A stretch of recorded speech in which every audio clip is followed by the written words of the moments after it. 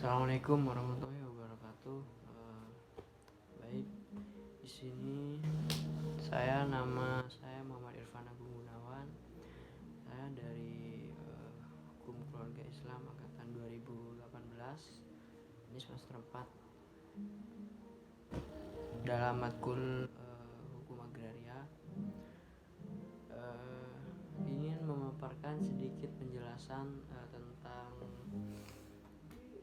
syarat-syarat serta prosedur jual beli tanah dan bangunan. Tanah dan bangunan adalah kebutuhan primer manusia yang tidak terelakkan. Akan datang saatnya nanti Anda ingin mencari rumah idaman Anda. Nah, maka dari itu Anda itu pasti akan melalui serangkaian transaksi jual beli tanah serta bangunan. Meskipun kadang bisa dikatakan rumit,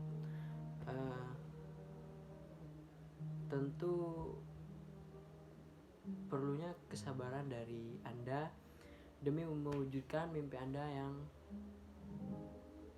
yang mimpi yang Anda inginkan untuk memperolehnya, yakni tanah atau rumah impian atau bangunan yang lainnya. Menurut Undang-Undang Pokok Agraria, yakni bisa kita kenal dalam materi kita UPA, jual beli adalah suatu proses yang dapat menjadi bukti adanya peralihan hak dari penjual kepada pembeli. Nah, prinsip dasarnya adalah terang dan tunai, yaitu transaksi tersebut dilakukan di hadapan pejabat umum yang berwenang dan dibayarkan secara tunai. Nah, ini artinya jika harga yang dibayarkan tidak lunas, maka proses jual beli belum bisa didapatkan atau belum dapat dilakukan. Dalam hal ini pejabat umum yang berwenang adalah PPAT, yakni pejabat pembuat akte tanah. Seperti dosen yang mengampu kita pada sekarang, yakni Pak Novir. Beliau salah satu notaris di kalangan kita yang mungkin bisa kita gampang kenal, di mana PPAT tersebut diangkat oleh Kepala Badan Pertahanan Nasional Republik Indonesia. Adapun kewenangannya itu untuk membuat akte-akte dan yang lainnya seperti akte jual beli, entah itu juga akte tukar menukar atau hibah dan yang lainnya. Sebelum melakukan proses jual beli maupun membeli, kita harus memastikan syarat-syarat, salah satunya kita harus memperhatikan bahwa tanah tersebut tidak sedang dalam sengketa atau tanggungan di bank semisal itu.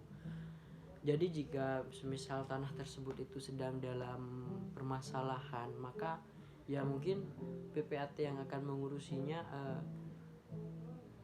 akan menolaknya untuk membuatkan akte jual beli yang kita ajukan, ya karena pastinya karena ada masalah dari tanah tersebut.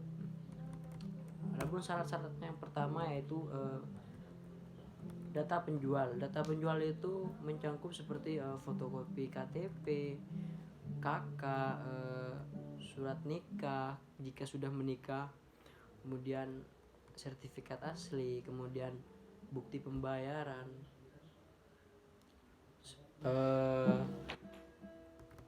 Kemudian syarat yang kedua yaitu data pembeli. Pertama ya sama fotokopi KTP serta KK, surat nikah, sama seperti data penjual. Kemudian yang ketiga itu proses pembuatan AJB di kantor PPAT. Nah, sebelum membuat AJB atau PPAT akan melakukan pemeriksaan mengenai keaslian sertifikat ke kantor pertanahan. Penjual tersebut harus membayar pajak penghasilan PPH, sedangkan pembeli diharuskan membayar biaya perolehan hak atas tanah dan pembangunan BPHTB. Dengan ketentuan pajak penjual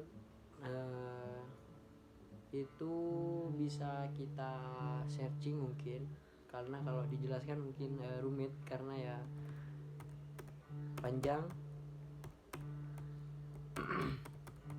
Kemudian yang keempat yaitu pembuatan AJB. Pembuatan AJB ya ini harus dihadiri oleh penjual dan pembeli atau orang yang diberi kuasa dengan surat kuasa tertulis.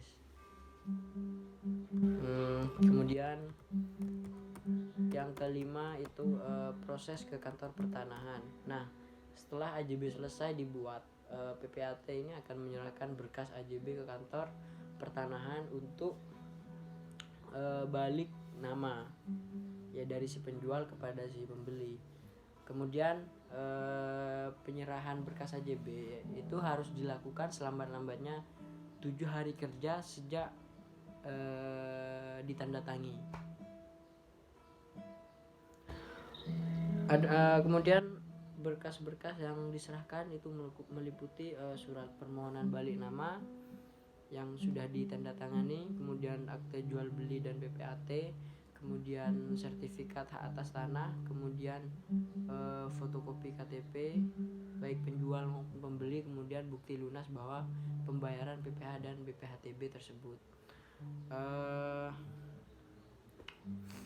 Kemudian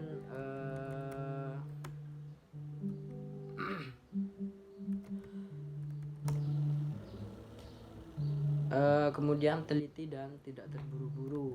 Nah, memang akan memakan waktu yang akan lama, yang cukup lama, dan membutuhkan banyak usaha dalam melakukan transaksi tersebut.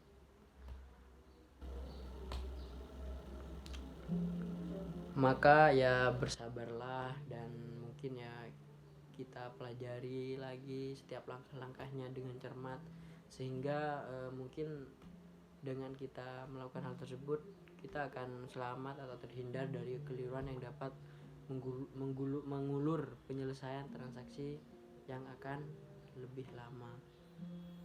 Nah ya mungkin hanya itu yang dapat saya sampaikan, kurang lebihnya mohon maaf. Wassalamualaikum warahmatullahi wabarakatuh. Dah.